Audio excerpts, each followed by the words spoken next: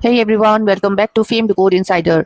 आज हमें बात करनी है एक ऐसी कंट्रोवर्सी के बारे में जो हर पासिंग डे के साथ और बड़ी होती जा रही है। शुरुआत हुई पैडी के कुछ सीन्स से और फिर डिस्कशंस जानवी कपूर की करियर चॉइस तक पहुंच गया।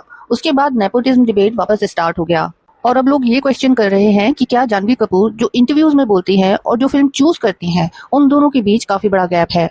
और ऑनेस्टली ये डिस्कशन सिर्फ एक मूवी तक लिमिटेड नहीं है, ये जानवी कपूर के बारे में भी नहीं है, ये बॉलीवुड एक्ट्रेस की रिप्रेजेंटेशन के बारे में है, ये प्रिविलेज के बारे में है, ये ऑडियंस एक्सपेक्टेशंस के बारे में है और ये भी कि क्या व्यूअर्स फाइनली कुछ पुराने फॉर्मूला से बोर हो चुके हैं। तो चलिए पूरी स्टोरी को स्टेप बाय स्टेप समझते हैं।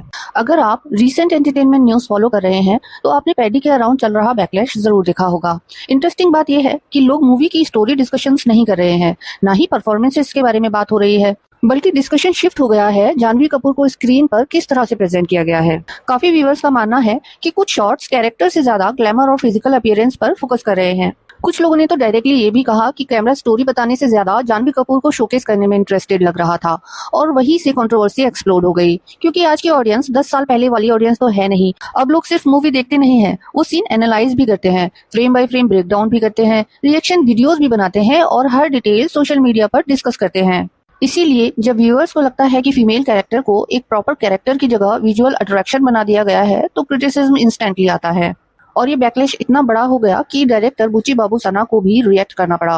रिपोर्ट्स के अकॉर्डिंग उन्होंने ऑडियंस कंसर्न एक्नॉलेज किया और कहा कि वुमेन्स को डिग्निटी के साथ प्रेजेंट किया जाना चाहिए। और ऑनेस्टली डायरेक्टर्स तभी रिएक्ट करते हैं जब कंट्रोवर्सी इग्नोर करना बहुत मुश्किल हो जाए। इसी बीच एक और टॉपिक सडनली ट्रेंड करने लगा, एलियज्ड लीक चैट्स। रिपोर्ट्स में क्लेम किया गया कि कुछ स्क्रीनशॉट सर्कुलेट हो रहे हैं जहां सपोजिटली कुछ सीन्स और कैमरा एंगल को लेकर कंसर्न डिस्कस किए गए थे। लेकिन यहाँ एक बहुत इंपॉर्टेंट पॉइंट है, इन चैट्स की ऑथेंटिसिटी ऑफिशियली वेरीफाई नहीं हुई है। ना तो जानवी कपूर ने कुछ कंफर्म किया है और ना ही मेकर्स ने, इसलिए इन स्क्रीनशॉट को कंफर्म फैक्ट की तरह ट्रीट करना गलत होगा। हाँ, रिपोर्ट्स या पब्लिक रिएक्शंस डिस्कस करना फेयर है, लेकिन स्पेकुलेशन और फैक्ट्स में डिफरेंस समझना इक्वली इंपॉर्टेंट है। फिर भी ये एलियज्ड चैट इतनी वायरल क्यों हुई? सिंपल रीजन, ये उन चीजों को सपोर्ट करती हुई लग रही थी जो ऑडियंस पहले से डिस्कस कर रही थी। लोग ऑलरेडी फिल्म की प्रेजेंटेशन को क्रिटिसाइज कर रहे थे, तो जब ये रिपोर्ट सामने आई ऑडियंस ने दोनों चीजों को कनेक्ट कर दिया। अब ये रिपोर्ट सच है या नहीं ये तो क्लियर नहीं है, लेकिन कंट्रोवर्सी डेफिनेटली और बड़ी हो गई। अब यहाँ से डिस्कशन और इंटरेस्टिंग हो जाता है। अगर आप जानवी कपूर के इंटरव्यूज को फॉलो करते हैं तो आपने एक कॉमन पैटर्न नोटिस किया होगा। वो बार बार मीनिंगफुल सिनेमा की बात करती हैं, स्ट्रॉन्ग फीमेल कैरेक्टर्स की बात करती हैं, एक्टिंग ग्रोथ की बात करती हैं, खुद को एक सीरियस परफॉर्मर के रूप में स्टैब्लिश करने की बात करती हैं। एंड टू बी फेयर, उन्होंने कुछ कंटेंट ड्रिवन फिल्म की भी है, लेकिन क्रिटिक्स का आर्गुमेंट कुछ और है। उनका कहना है कि इंटरव्यूज में आर्टिस्ट ग्रोथ और मीनिंगफुल स्टोरी लाइन की बात होती है, लेकिन मेन स्ट्रीम कमर्शियल फिल्म्स में ग्लैमर सेंट्रिक मार्केटिंग फिर भी डोमिनेट करती है और वहीं से हिपोक्रेसी वाला डिस्कशन स्टार्ट होता है। अब मैं ये नहीं बोल रही हूँ कि जानवी हिपोक्रेट है, मैं सिर्फ एक्सप्लेन कर रही हूँ कि ऑडियंस ऐसा क्यों फील करती है। क्योंकि व्यूअर्स सिर्फ इंटरव्यूज नहीं देखते, वो स्टेटमेंट्स को एक्शंस के साथ कंपेयर भी करते हैं और जब उन्होंने दोनों में मिसमैच देखा तो क्रिटिसिज्म नेचुरली आना ही था। हालांकि जानवी के सपोर्टर्स भी एक वैलिड पॉइंट रखते हैं। वो बोलते हैं कि एक्टर्स को इंडस्ट्री में सर्वाइव करने के लिए कमर्शियल और परफॉर्मेंस ओरिएंटेड दोनों तरह की फिल्म करनी पड़ती है और ऑनेस्टली ये बात गलत भी नहीं है। ऑलमोस्ट हर सक्सेसफुल बॉलीवुड स्टार ने ये बैलेंस मेंटेन किया है, लेकिन ऑडियंस अब कंसिस्टेंसी एक्सपेक्ट करती है। एंड ऑफ कोर्स अब जानवी कपूर का नाम आए और नेपोटिज्म डिस्कशन ना हो, ऐसा होना मुश्किल है। देखिए, जानवी कपूर बॉलीवुड की सबसे इन्फ्लुएंशियल फैमिलीज में से एक से आती हैं। उनकी मदर लेजेंडरी एक्ट्रेस श्रीदेवी थी, उनके फादर बॉनी कपूर हैं। ये सिंपली फैक्ट्स हैं और इसी वजह से क्रिटिक्स का मानना है कि उन्हें वो अपॉर्चुनिटीज मिली जो कि आउटसाइडर्स को कभी नहीं मिल पाती। बहुत से टैलेंटेड एक्टर्स सालों तक ऑडिशंस देते रहते हैं, स्ट्रगल करते रहते हैं, लेकिन उन्हें वो प्लेटफॉर्म नहीं मिलता जो स्टार किड्स को रिलेटिवली अर्ली मिल जाता है। इसी वजह से नेपोटिज्म डिबेट कभी खत्म भी नहीं होती। लेकिन सपोर्टर्स का आर्गुमेंट भी वैलिड है, कनेक्शंस डोर्स ओपन कर सकते हैं, लेकिन ऑडियंस को फोर्स नहीं करा जा सकता कि वो टिकट खरीदे या फिर परफॉर्मेंसेस को पसंद करे। लॉन्ग टर्म सक्सेस के लिए ऑडियंस एक्सेप्टेंस जरूरी ही रहेगी। रियलिटी शायद दोनों एक्सट्रीम्स के बीच में कहीं है। प्रिविलेज एडवांटेजेस दे सकते हैं, लेकिन सर्वाइवल ऑडियंस डिसाइड करती है और शायद इसी वजह से जानवी को ज्यादा स्क्रूटनी फेस करनी पड़ती है क्योंकि एक्सपेक्टेशंस भी ज्यादा हैं। और अब आता है सबसे इंपॉर्टेंट क्वेश्चन, क्या ये क्रिटिसिज्म फेयर है?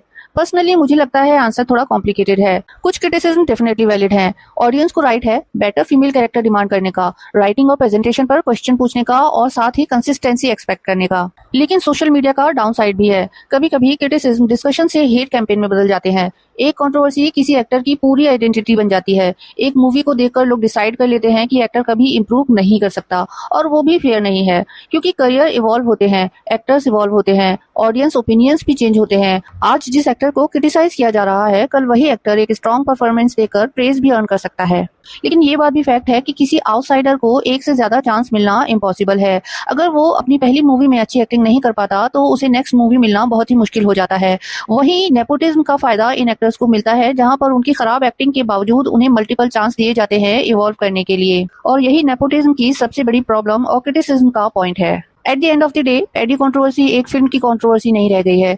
ये representation, privilege and audience expectation की डिस्कशन बन चुकी है, और साथ ही ये डिस्कशन बन चुकी है कि क्या movie industry changing audience taste के साथ पेस मेंटेन कर पा रहा है या नहीं। जानवी कपूर के लिए सबसे बड़ी चैलेंज कंट्रोवर्सी नहीं है, परसेप्शन है, क्योंकि जब ऑडियंस ऑथेंटिसिटी पर क्वेश्चन करना स्टार्ट कर देती है तब हर फ्यूचर प्रोजेक्ट उसी लेंस से जज किया जाता है।